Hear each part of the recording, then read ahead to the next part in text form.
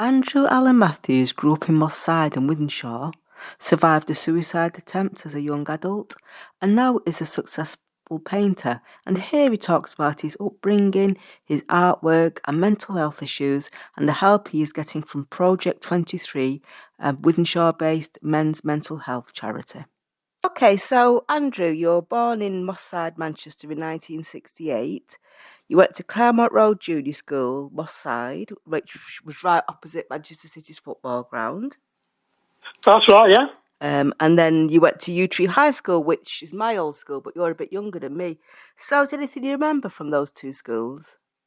Well, first of all, from my first recollection from Claremont Road Junior School in Moss Side was when I was in junior class, and I was drawing Superman heroes, and I got told off from one of the teachers saying you must pay more attention for your schooling rather than drawing superheroes, and he was putting my school report. So that was one of my first recollections from Claremont Road Junior School.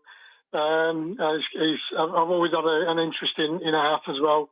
My mum and dad my dad was a bus driver, my mum was a cleaner, and they took me to Southworth Museum and Art Gallery when I was about 5 years old on a day trip, and I was mesmerised by a painting called Famine by Charles Dolman, and he was just like a skeleton figure in a snow scene with walls all around it. It was like mesmerised by looking at that painting. It kind of gave me inspiration to do art. And my next door neighbour gave me, the cards out of cigarette players, Yes. cigarette packets, Yeah. and he used to do drawings and oil pastel paintings from and copying pictures from that as well when I was a young boy. Yeah. Yeah, because not many working class parents took their children to places like art galleries. I mean, I'm 7 years older than you, but I, roughly the same age. And to me, that was very much a middle class thing. It wasn't the kind of because most dads they probably go, take the kid to a football match or something like that. So for your parents to at that age have that level of encouragement, because most of them just see it as a hobby, or he always he enjoys drawing, but you wouldn't expect you to encourage you in the way that they did. I think they saw me interest in art and wanted me to take me to an art gallery just to have a look, and I was kind of like mesmerised. But my dad bought me good quality paper and oil pastels, and I started drawing from plays cards. The first picture was of Falcon and a bowl of flowers for my gran. Yeah. So they saw me interest early, and I think I remember where Claremont Road Junior School, Mr. Bernstein kind of saw me interest in art as well, and he kind of wanted to help me with it. So, and it kind of led on to Yew Tree High School when I went to Yew Tree High in Northern Moor when I was about in 1979, and I always wanted to do art, and I was never good at maths or anything like that. I was always interested in art, and the school teacher, Mr. DeVere, at Yew Tree High School, kind of let me do my own thing, which was and encouraged me to do art all the way through to me to go into Arden High School as well, and then leading on to a career in textile design, working for. It was Tootle Textiles and then TFS. When you say you went to Yew Tree, did you actually go to Yew Tree because it was a good school, or did you move into the Wythenshawe area at that time? Well, I was living in Moss Side and so, for about 10, 11 years, grew up in Moss Side. And because we lived opposite Princess Road bus depot where the terraced houses were, yeah. And to widen the road, they had to bulldoze our house. So when they bulldozed our house, we then moved to Northern Moor. But I was there from early age in Moss Side.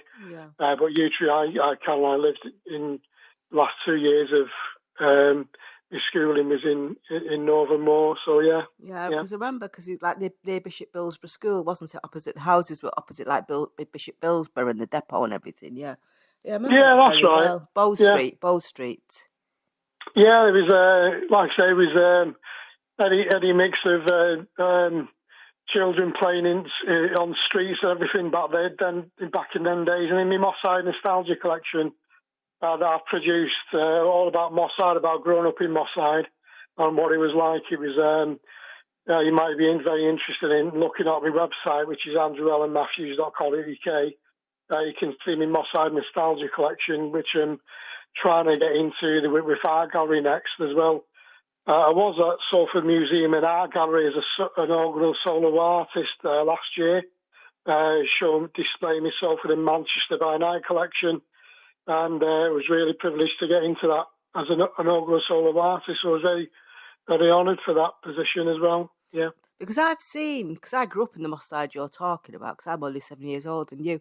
Yeah. And some of your paintings remind me of Lowry, like people, like sort of very working class people. There's one drawing, because of course, I'm a City fan, the same as you. Yeah. And people going to the match and artists, hairdressers and everything. All those shops that we grew up with in Moss Side, sadly, way, way gone now. But those scenes, it's just like the Lowry thing, that picture that Larry did of people leaving the factory. That's right.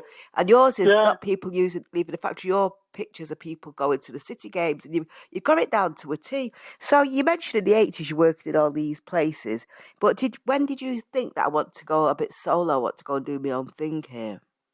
Yeah, so when I was in the textile design industry, it was like doing designs for Liberty Designs and Laura Ashley. It was very intricate designs, which would probably take about 4 weeks to reproduce. So it was very intricate and very tense and very stressful to do the work. So when I had a breakdown in '96 and I had to leave that career, and was I tried to commit suicide because of my decades of stress, and I ended up with mild paranoid schizophrenia, diagnosed by the psychiatrists. And for years I was like, going through decades of stress. In order for me to break away from that, I went to do CBT therapy, which is cognitive behavioural therapy, and I kind of like worked my way through, and then I worked out that I can turn my negatives to positives by doing my art therapy. Produce a range of T-shirts, which is my Positive Cycle T-shirt collection, which represents Manchester Bee. It's my main one. Which is on the logo, and I was able to then produce artworks in a Lowry-esque manner, because when I went to university after I left the textile industry, I went to a lecture on Lowry, because I used to think Lowry's art was not very good myself, and then when I went to the lecture, it kind of opened my eyes to his actual work. He was a very accomplished artist in many fields, such as portraits and other things he did. He's well known for his matchstick figures, but he chose to paint in his style, and that's why I kind of took inspiration from. I choose to paint in my style now, and I've developed it over many years, which is in a Lowry-esque manner, but in my style. Yeah. And I also put poetry and short stories to my paintings, every one of them, with on people, places, and social issues, and they kind of put the meat on the bones of the paintings. And highlights the good, bad, and the ugly. A bit like me, I suppose. Yeah. And yeah. So going back to the mid-90s, you mentioned you had a nervous breakdown. You've been very open in mentioning that. So did you take time off work where you mentioned you had to give your job up and so forth? You were cared for in the community. Was it care in the community in those days? Because you mentioned you weren't sectioned. No, I was never sectioned. It was a case of I tried to, after acute stress, I tried to commit suicide back in '96 after leaving my job, and with all my psychological problems I was having. I kind of